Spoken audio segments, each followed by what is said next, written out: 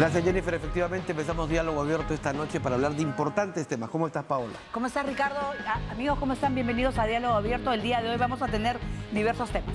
Así es, empezaremos hablando sobre la situación de los niños y la lucha contra el maltrato infantil. Hablaremos con una representante de UNICEF para tener mayores precisiones de cómo se van trabajando políticas justamente para acabar con este problema. Así es, y también vamos a hablar con Luis Hierro López, embajador de Uruguay, la campaña turística Experimente Uruguay. ¿Y de qué se trata? Vamos a tratar. Y haremos historia porque conoceremos cada uno de los detalles de don José de San Martín. Para ello nos acompañará esta noche el historiador José Fabián Agostini, quien viene justamente desarrollando una serie de actividades en el Perú. Eso y mucho más en los próximos minutos.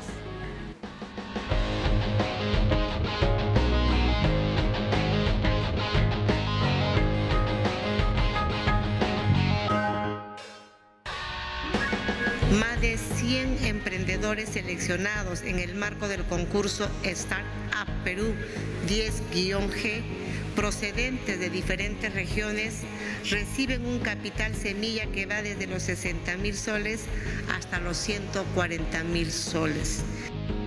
Y el día de hoy en el Cusco ha sido ubicada ya en buen estado de salud, sana y salva. Y en casos muy especiales vamos a poder atenderlo de repente en su lecho en el hospital o en casas a personas que no puedan apersonarse al banco, en casos muy excepcionales.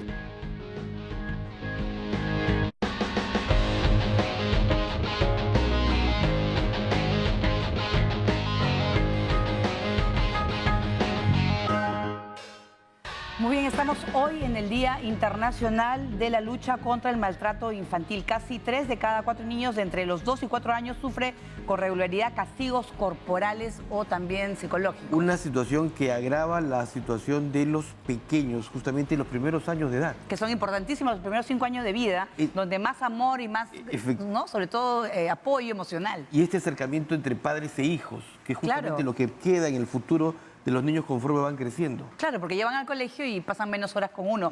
Pero vamos a hablar con Lourdes Febres, ella es directora de Acción por los Niños, y que vamos a hablar de la problemática y sobre todo la situación de nuestro país. Muy buenas noches, bienvenida a Diálogo Abierto. ¿Qué tal, Ricardo, Paola? Buenas noches, encantada de estar en su programa y hablar de un tema tan importante como es el maltrato infantil hacia las niñas, los niños y los adolescentes. Sí, ¿cuál es la situación de nuestro país? Porque que 3 de cada 4 niños chiquititos de entre 2 y 4 años que son preescolares sufren de maltrato. Entonces, es gravísimo. Sí, por supuesto, la situación en nuestro país es grave, ¿no? Porque de acuerdo a las cifras y a las estadísticas que tenemos, en el caso del Perú, 6 de cada 10 niñas y niños entre 9 a 11 años de edad y 7 de cada 10 adolescentes de 12 a 17 años de edad alguna vez fueron víctimas de violencia psicológica y física por parte de una persona con la que viven, ¿no? Entonces, y estas son cifras nacionales, son estadísticas nacionales que están reflejando una problemática bastante grande, porque generalmente los papás y las mamás, cuando queremos corregir una conducta de nuestros hijos, de nuestras niñas, desde muy pequeñitos, generalmente lo hacemos con violencia, ¿no? Quizás hasta involuntariamente. Entonces, esto va a exigir también corregir y cambiar las formas de abordar la educación a nuestros hijos, ¿no? Vía el diálogo, la comunicación, que son temas bastante importantes, ¿no? Pero lo más lamentable es que la situación del castigo no queda ahí, sino si se produce en varias oportunidades, entonces esto ya se convierte en una forma de maltrato, ¿no? Ahora, y llega a situaciones mayores, porque en los casos de violencia sexual contra niños, niñas y adolescentes, las estadísticas están creciendo muchísimo, ¿no? En el 2023 se atendieron cerca de 22.000 casos de violencia sexual hacia niñas y adolescentes, ¿no? Aproximadamente del total de casos de violaciones sexuales, el 70% son a niñas y adolescentes. Entonces, esta cifra es muy alta. Y en lo que va del 2024 ya tenemos 3.109 casos de violencia sexual que han sido atendidos contra niñas, niñas y adolescentes. Y estas son también cifras oficiales, ¿no? Señora Febres, sí. en muchos casos, como usted lo decía, desde muy pequeños, nosotros incluso hasta con una mirada muy penetrante, fuerte, con un gesto adusto, podemos intimidar a un niño, ¿no? Que es lo más frecuente que ocurre, ¿no? O el ademán de intentar golpearlo. ¿Cuál es el impacto que tiene un niño entre 2 y 5 años cuando, digamos, ve este tipo de acciones que lo intimidan? Lo que pasa es que muchas veces los padres se asustan, ¿no? O perdón, están muy estresados y entonces eso puede ser estrés por el trabajo, por la situación económica, por una carga emocional. Entonces al niño que es muy pequeñito, de repente como que lo consideran como una cosita, ¿no? No como un sujeto que tiene derechos y que tiene el derecho fundamental, que es el recibir el buen trato de las personas que más lo quieren, ¿no? Entonces, cuando uno le levanta la voz a un niñito o una niñita, lo primero que hace es asustarse, ¿no? No sabe cómo reaccionar y no se explica el porqué de la conducta de su padre, de su madre, ¿no? Que simplemente agarra, le da un sacudón, le da un jalón de orejas, o el niño por naturaleza es travieso, el niño por naturaleza le gusta descubrir las cosas, el niño por naturaleza investiga, porque está en toda esta etapa de aprender. Entonces, si desde muy pequeñito este niño solo aprende a recibir violencia, al final lo que va a hacer es convertirse en una persona violenta. Claro. Entonces, sí. entonces el trato emocional es la lesión que le podemos producir desde muy pequeño, ¿no? Emocionalmente va a perjudicar su desarrollo integral. Sí, y además 3 de cada 4 niños sufren castigos corporales. Generalmente eso es un círculo vicioso. Los padres han sido niños también maltratados a su vez. Entonces hay algo que no está funcionando. No sé, a nivel de escuela, a nivel de familias, en los cuales estamos, o de repente la falta también de psicólogos o de expertos en la educación que puedan ayudar y puedan mejorar, porque un niño maltratado es un niño que va a sufrir, ¿no? Que le puede ir mal en la escuela, que no va a ser un adulto, va a estar con estrés, con problemas de conducta incluso. Sí, efectivamente, Paola, tú tienes toda la razón, ¿no? Las lesiones que puede causar el castigo físico y humillante a un niño, a una niña desde muy pequeñito, va a perdurar a lo largo de toda su vida, ¿no? Entonces, el maltrato físico, el maltrato psicológico, emocional, la negligencia, entonces van a lesionar la vida de estos niñitos y van a afectar su desarrollo integral, ¿no? Porque es un niño que va a tener un conjunto de reacciones psicológicas, ¿no? Y que va a aprender desde muy pequeñito a practicar también la violencia, ¿no? Porque hay veces tenemos en el colegio, en la escuela, ustedes lo han dicho, niños muy pequeñitos que cuando un compañerito les dice algo, agarran y le pegan. Entonces tenemos muchas mamás, ¿no? Claro. Que no se quejan del comportamiento de otros niñitos, pero sin embargo esto no se aborda adecuadamente, ¿no? ¿Por qué? Porque los papás nunca hemos aprendido a educar a nuestros hijos. No sabemos cómo criarlos, no sabemos cómo educarlos, no sabemos cómo comunicarnos con ellos, porque la comunicación es el diálogo, la asertividad son bien importantes, más aún con nuestros pequeñitos. Nunca le preguntamos a nuestros hijos desde muy pequeñitos qué desean. Nunca le preguntamos qué le pasa, nunca le preguntamos por qué llora, nunca le preguntamos por qué se ensució las rodillas. qué es lo que le pasó, porque el niño también tiene intereses, tiene su propia forma de ser, tiene su propio carácter, y él definitivamente va a asumir un tipo de comportamiento de acuerdo a su nivel de edad y a su desarrollo, que no siempre es malo, pero que para los padres pensamos que es malo. ¿Cuál sería la mejor manera, señora Febres, de que los padres, las madres, podamos justamente explicarle a los niños de que están haciendo algo mal o incorrecto? Yo creo que lo primero es tratar de entender el carácter de nuestros niños, ¿no? Desde muy pequeñito, porque no todos los niños son iguales, y nosotros si tenemos 2 o 3 hijos, no son iguales. Hay diferencias entre ellos, ¿no? En la manera de comportarse, en sus gustos, en lo que quieren, en lo que piensan, en los propios objetivos que ellos tienen desde muy pequeñitos, ¿no? Entonces, lo primero que tenemos que hacer es conocerlos, atenderlos, escucharlos, porque nunca los escuchamos, saber qué quieren, ¿no?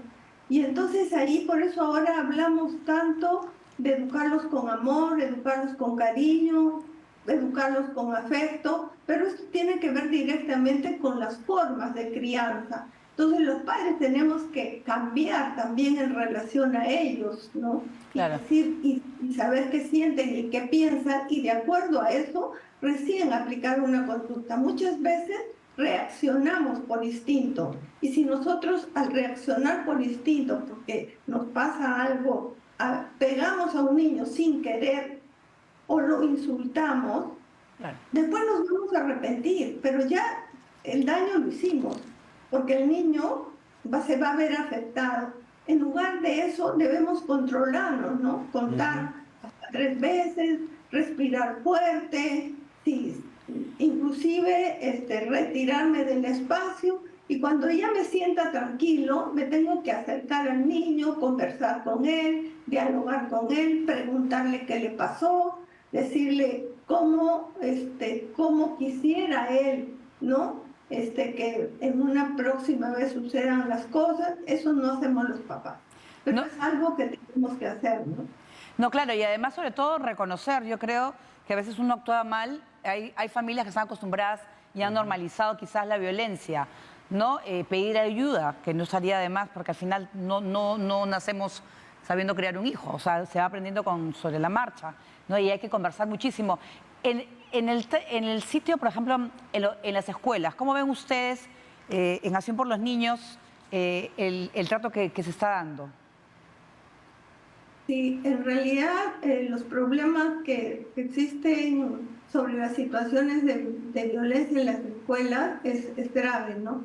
Nosotros desde Acción por los Niños trabajamos mucho con maestros y dictamos cursos de disciplina positiva, pero para la enseñanza, ¿no? Con docentes, así como lo hacemos con padres y madres de familia, también trabajamos el tema con docentes, ¿no? En la relación que deben establecer con las y los niños y los adolescentes, ¿no?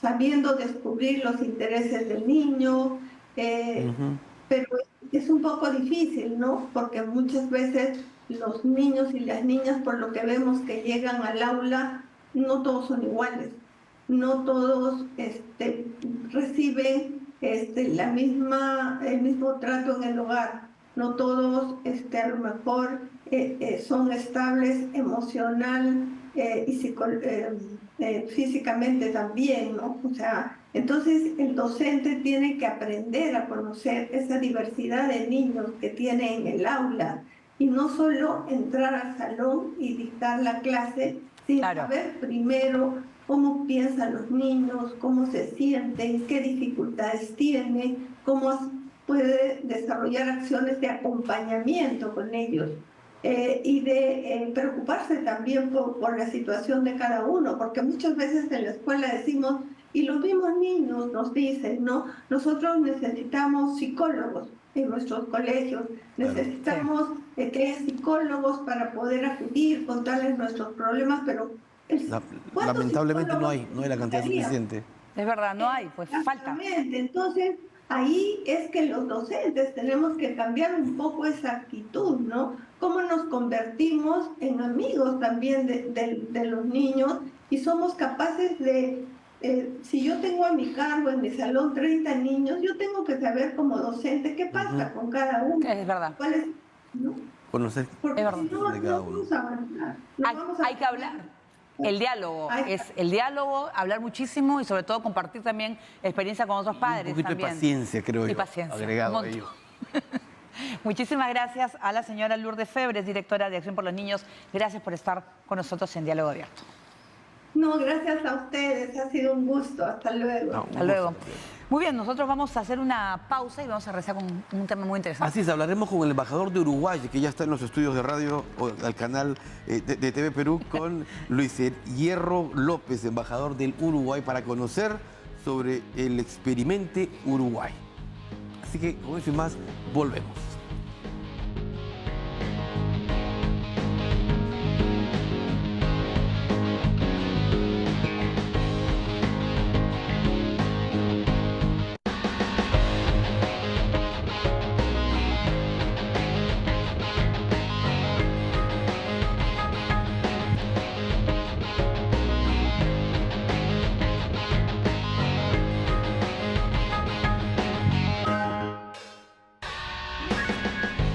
Vamos a hablar sobre el Uruguay, las ventajas turísticas y las oportunidades, Paola, de visitar, por ejemplo, Punta del Este, que sigue siendo uno de los balnearios más acogedores. Claro, sobre todo Uruguay.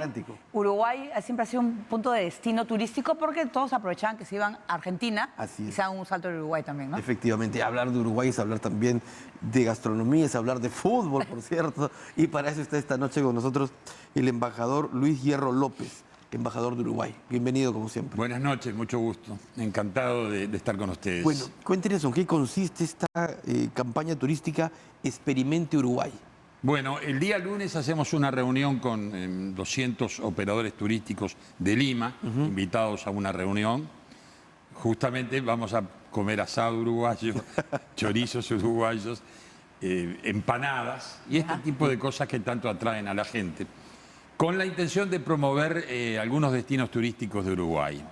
Uruguay no puede competir con Perú en materia turística porque Perú es formidable. Uruguay es muy pequeño, es un turismo distinto, pero puede haber una corriente de turismo selectivo que opte por ir a Punta del Este, a Montevideo o a Colonia del Sacramento, que son también, claro, las tres ciudades que están en la costa, Colonia más cerca de Buenos Aires, Punta del Este hacia el este, digamos, y que ofrecen cosas muy distintas. Montevideo es una ciudad capital, no tan grande como Lima, pero muy pujante, muy interesante, muy volcada al mar. Colonia del Sacramento es una colonia histórica, fundada por los portugueses en 1680, con una ciudad histórica preciosa. Y luego tiene el encanto de, turismo rural, turismo de arroyo, pesca en los arroyos, a quienes les gusten los pájaros, todas estas cosas que a mucha gente le motivan. Y Punta del Este es, ya sabemos, un gran balneario de América del Sur, sofisticado, dinámico, con la moda, con la inversión argentina, la venida de los brasileños que por suerte traen su música y sus diversiones. Y bueno, Uruguay es un país cordial, amable, y en esa medida esperamos recibir buena cantidad de turistas. Yo estaba acá leyendo, por ejemplo, beneficios para turistas no residentes, ¿no? Por ejemplo, IVA cero en hoteles, alojamientos, en gastronomía. O sea, en realidad hacerlo mucho más atractivo para que vayan no solamente una vez al año. No, claro. Para que regresen. Pero en todo caso es una política de Estado. Los turistas no pagan impuestos en Uruguay, de ninguna índole. Ni cuando compran combustible, ni cuando alquilan un auto, ni cuando van a un hotel, ni cuando comen, ni cuando... excepto en el casino creo que hay que pagar. No sé cómo es la cosa. Pero bueno, en todo caso, esta es una política que procura darle facilidades al turista y por lo tanto se le devuelva al momento que se va o no se le cobra directamente en el comercio. ¿Y cómo buscan incentivar, por ejemplo, que las operadoras turísticas peruanas puedan llevar mayor número de visitantes a Uruguay? Bueno, por suerte ahora tenemos 2 compañías aéreas que hacen el servicio prácticamente diario. Lima-Montevideo. Lima-Montevideo directo, y es un vuelo de 5 horas. Es un vuelo accesible y que los precios además están relativamente al alcance, están bajando un poco. No están tan baratos como antes de la pandemia, pero están bien, son precios competitivos.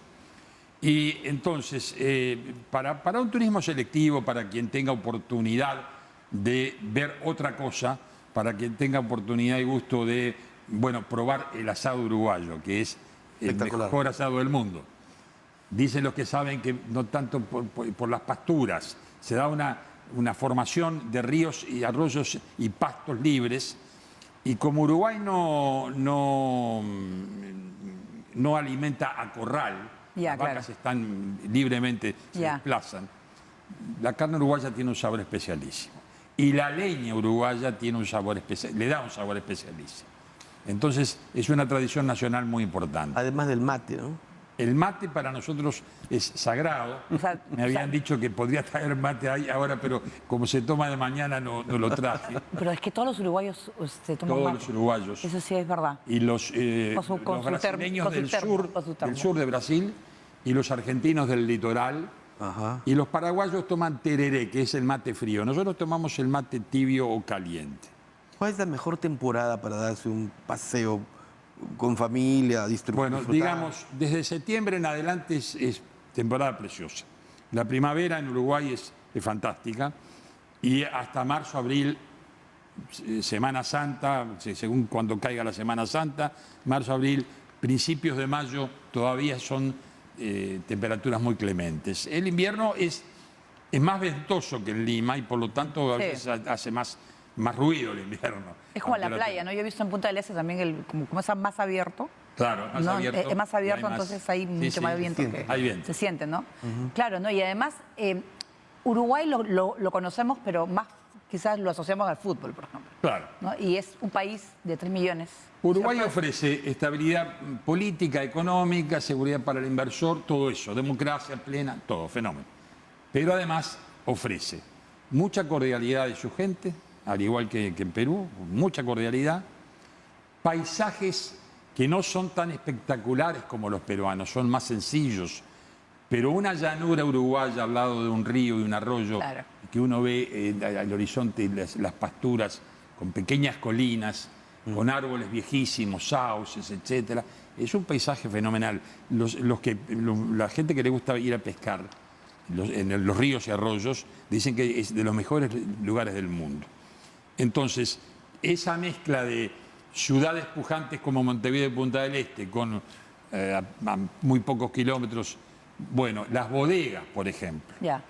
Ahora se ha instalado una bodega que es peruana, que es muy famosa, Sacromonte, del señor Borit, Edmond Borit, que está instalada, hay una bodega Garzón muy famosa cerca de Punta del Este, se instaló cerca. El lunes, en la demostración que vamos a hacer con los emprendedores turísticos de Perú, va a haber vino de Sacromonte para que lo conozcan, porque es una novedad, pero me han dicho realmente que de una calidad extraordinaria. Pero a la vez está el paseo a la bodega, que se hace en 2 o 3 días, con cabañas instaladas perfectamente en el medio del campo, bueno, allí no solo enseñan cómo está la viña, cómo se produce el vino, sino que enseñan las riquezas rurales. Claro, con todas las ventajas que hay que vivir en el campo. Exactamente, por supuesto. con todas las ventajas. En el caso por ejemplo, estaba yo leyendo sobre el sello verde, un certificado para el turismo también. Exactamente, es un certificado que si el turista tiene tiempo de sacarlo, le habilita después todos estos descuentos sin tener ninguna otra justificación. Si no, el descuento se hace por etapas, etc. ¿Y eso qué? ¿Dónde se hace? ¿Cuando llegas al Uruguay? En la entrada del aeropuerto. En la entrada del aeropuerto. Allí se gestiona. Ahora, ¿cuánto nos requiere en promedio una familia, hablo para viajar en grupo, para poder visitar un fin de semana, unos 3 o 4 días en Uruguay? Bueno, en promedio, ¿cuánto gasta un turista? Hay por lo menos dos grandes líneas. Al igual que en Perú se encuentran lugares muy baratos para mochileros, para muchachos jóvenes, en hosteles, etc. Y al igual que Perú hay lugares más caros. Y yo no sé decirle ahora un promedio, pero son lugares finos porque están acostumbrados al turismo de Argentina y de Brasil, que sobre todo el de Argentina es un turismo pujante, con disponibilidad, Claro. Y Argentina estaba muy barata hasta ahora se está emparejando, pero igualmente los argentinos optan o una parte de los argentinos optan por ir a Punta del Este porque les encanta, están enamorados. Y José Ignacio y toda la costa Y van en atlántica. ferry, creo, embarcaciones, ¿no? Sí, toda la costa atlántica que sale de Punta del Este hasta Brasil, con playas muy salvajes, con dunas muy altas y con lugares fantásticos. Para los muchachos jóvenes son lugares de enorme atracción. Y además, yo sabía, por ejemplo, por familiares en los cuales viajan a Buenos Aires y de ahí a Uruguay. Sin duda, porque Es como que fuera... Y encima han trabajado ustedes mucho con Argentina también, ¿no es cierto? exacto, los barcos que cruzan de Montevideo a Buenos Aires duran 3 horas y es un pasaje muy barato, accesible. Claro. Entonces, el paseo Buenos Aires también es una enorme ciudad, ¿no? Estuvo con dificultades económicas y sociales. Ahora da la impresión que se puede empezar a recuperar. Quien no conozca Buenos Aires y quiera conocer Buenos Aires, de Buenos Aires yo sugeriría, no soy un guía turístico, pero ir a Colonia, porque el pasaje es más barato y Buenos Aires-Colonia en barco es media hora. Ya. Y de Colonia irse a Montevideo y a Punta del Este en ómnibus. Y unos días así, 4 días o un poco más. 4 días. Perfecto, es un pasaje ¿Has estupendo. visto? Y aprovechar Ricardo para anda ahorrando para Sí, y para irme al Centenario luego, a conocer el mítico Centenario. Bueno, conozco muchachos peruanos que han ido primero al Centenario. ¿No es cierto? Primero al Centenario. Claro, el que fútbol es tiene que ser pues, el además. monumento del fútbol. Se hizo el primer mundial de fútbol. Claro, ahí, en el año 30, ¿no? En el año 1930. Y para nosotros, bueno, es parte de nuestra identidad, ¿no? Es parte de nuestro cariño histórico. Uruguay, durante la pandemia, fue uno de los países en Sudamérica que menos impacto tuvo de la pandemia comparado con nosotros, que sí estuvimos 2 años en las casas. Y cuando yo repasaba información en su país, digamos, donde... Hasta más estable. Sí, pero además hay una precisión, hay cantidad precisa de cuántos pobladores piensan nacer anualmente, es decir, una estadística muy Hubo interesante. dos cuestiones fundamentales. Una fue que en Montevideo los hospitales públicos andan bien. Y en el interior, casi todas las provincias, digamos, andan bien.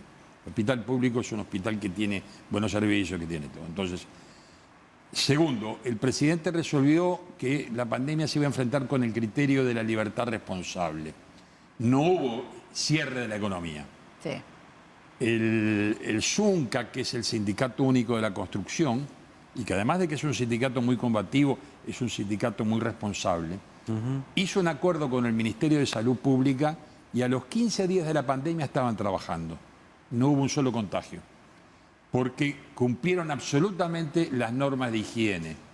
Y al ver que la construcción empezaba, otros sectores fueron atrás, entre ellos las escuelas y los liceos. Ya. Estaban cerrados y dijimos, bueno, pero si tomando precauciones, la pandemia se puede detener. Y lo otro fue que tuvimos más éxito que en Perú en traer la vacuna rápida. La vacuna en Uruguay vino rápida. Ya. Entonces eso ayudó mucho a pararla. Es un país muy planificado, ¿no? Todo se planifica con una precisión casi exacta. Sí, es que hay cosas que no se planifican mucho, pero en todo caso, no. Somos un país Ordenado. previsible porque tenemos una civilización política interesante. Hay gobierno y oposición y luchamos duramente, pero respetamos el espacio del otro, la libertad del otro. Tenemos un gran sentido de tolerancia religiosa. En Uruguay no hay una religión oficial. Ya. Y bueno, fíjese, hubo desde el año 1985 para acá hubo gobiernos de todos los partidos. Y los recambios fueron normales. Se mantuvieron las reglas de juego, las leyes, las garantías a las inversiones, incluso con gobiernos de izquierda que venían diciendo que iban a cambiar todo y no cambiaron prácticamente los hechos. Y eso le da, bueno, facilidad al inversor, ¿no? No, si yo estaba leyendo, por ejemplo, que creo que ha sido para series, para películas, Uruguay estaba haciendo facilidades para incluso las También grabaciones de los impuestos para También hemos exonerado todo. Sí. Esto de la exoneración a las empresas trae discusión, porque Se dice, pero ¿por qué a las empresas y no a los trabajadores? Pero, ¿qué ocurre? En octubre fuimos con un grupo de empresarios y de ministros peruanos a Montevideo a ver las zonas francas y la forestación. Entonces, por cada dólar que el Estado le exonera a una zona franca, a lo largo de 10 años empieza a recibir $7. O sea que la exoneración es mentirosa, es un momento la exoneración. Luego el Estado empieza a recuperar esa plata. Y entonces Uruguay tiene una notable industria de celulosa hoy por la forestación. Tenemos zonas francas tecnológicas donde Uruguay está produciendo remedios de primera calidad en el mundo. Tenemos plantas de hidrógeno verde y una cantidad de novedades. Tenemos una industria del software muy importante.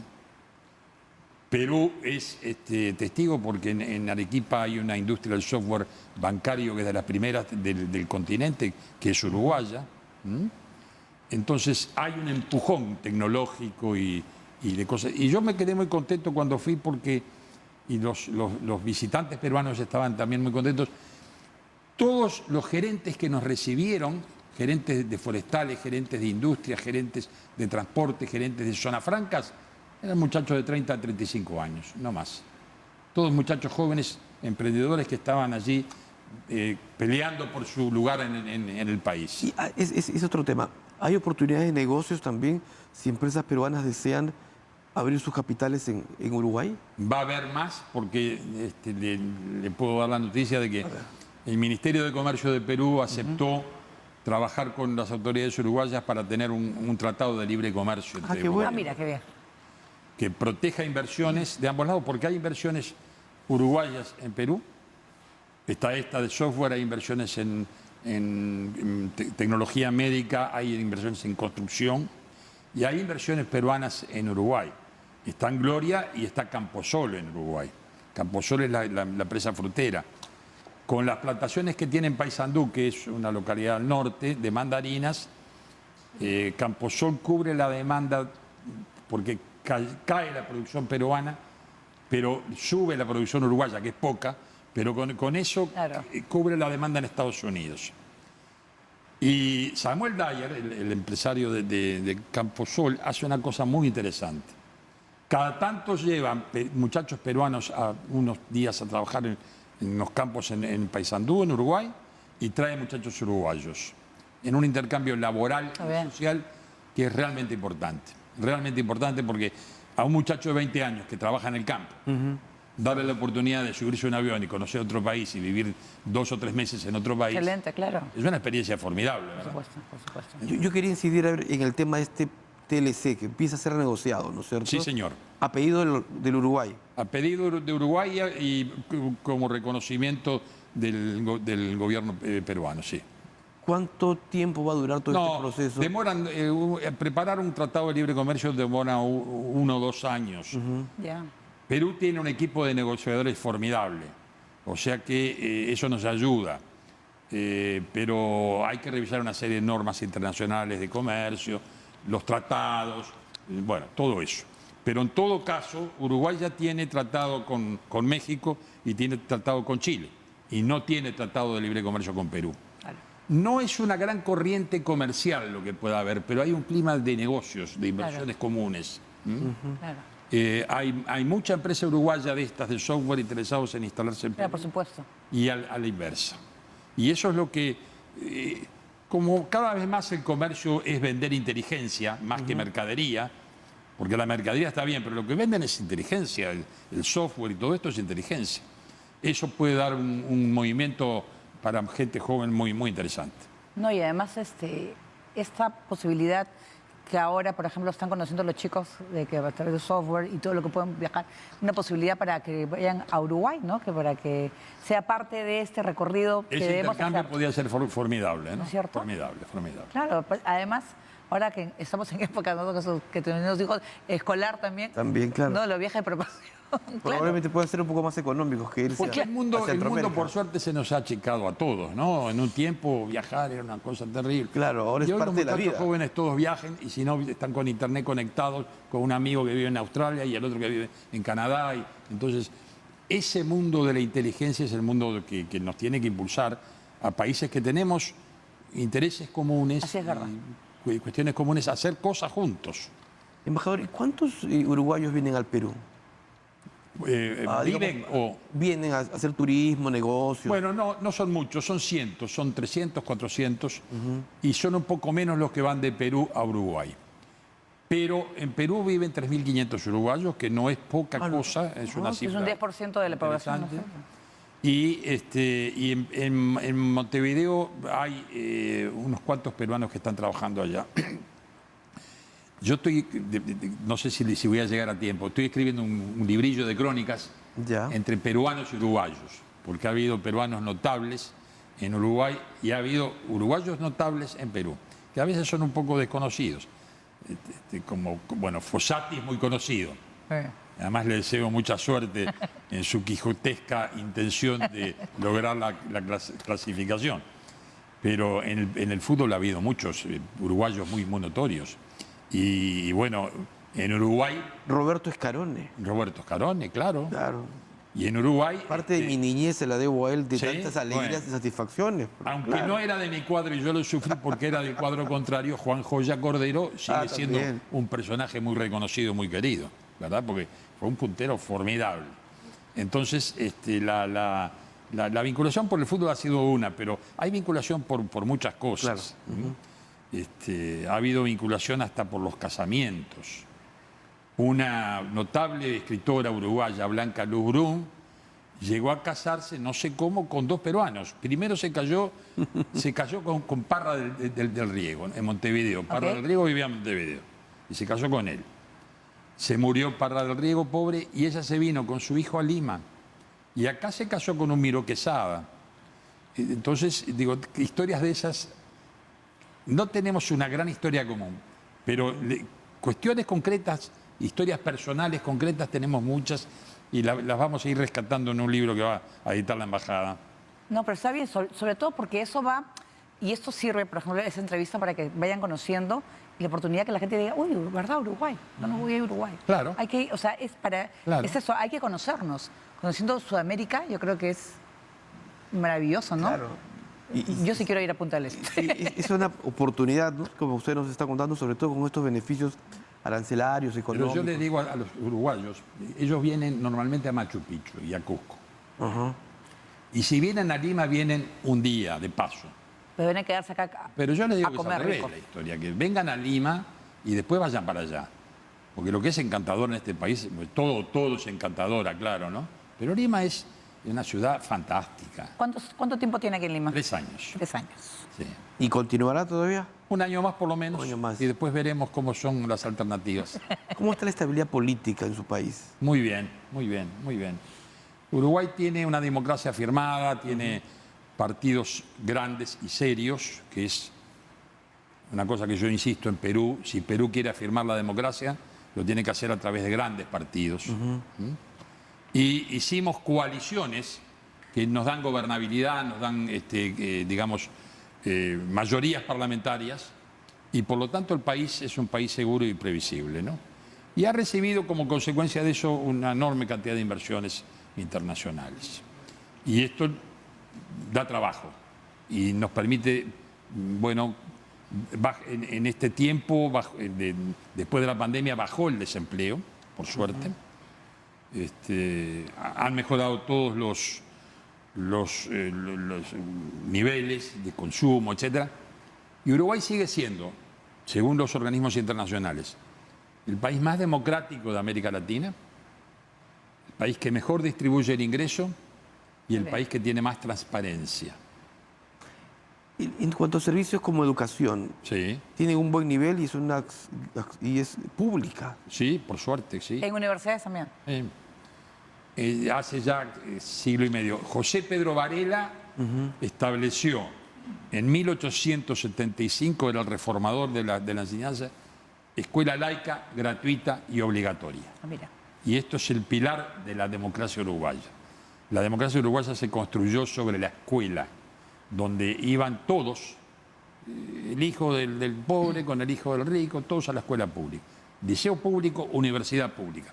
Ahora también hay un sector de la enseñanza privada que es muy bueno y no hay por qué hacerlos competir unos contra otros. Son cosas distintas, complementarias, pero en todo caso la escuela, el liceo y la universidad pública siguen siendo de primer nivel. Porque ahora con Argentina, con lo que está pasando con las universidades y el problema del recorte, ha hecho también que de repente puedan mirar a otras oportunidades que puede ser Uruguay, ¿no es cierto? Claro. Actualmente hay un paro de universidades. La radicación de argentinos permanente, de argentinos en Punta del Este, ha significado que en Punta del Este ya se hayan instalado 2 o 3 universidades de primer nivel. Wow. Porque empieza a haber mercado para los universitarios hijos de argentinos. Claro. Porque los argentinos, muchos de ellos ven a Punta del Este como propio, porque en algún sentido lo han edificado. Claro, están acostumbrados. En el territorio de Uruguay, pero lo ven como si fuera de ellos, lo que a mí me parece muy bien. Y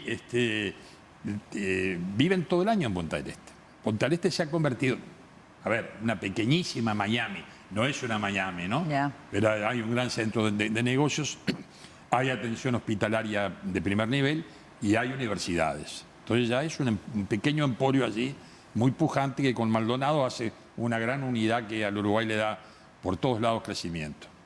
Interesantísimo realmente lo que nos ha contado toda esta noche, embajador Luis Hierro, sobre no solo las condiciones para ir a veranear, a pasear, sino también para inclusive invertir y hasta buscar una prosperidad en su país. ¿Cómo no? Así que va a haber más inversiones uruguayas en Perú y espero más inversiones peruanas en Uruguay. Ojalá sea así, un par de años estemos firmando el TLC. El TLC con Perú-Uruguay, Uruguay-Perú. De acuerdo.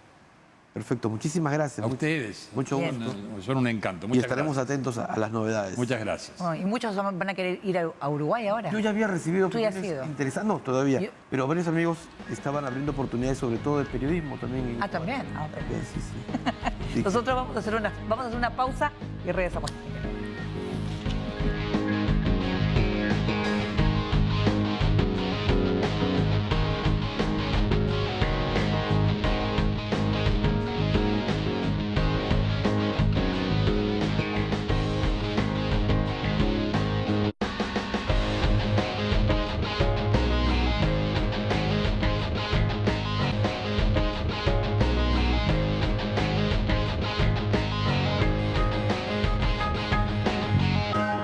De esta manera ponemos punto final a Diálogo Abierto. Nos esperamos la próxima semana. Chao. Muy buenas noches.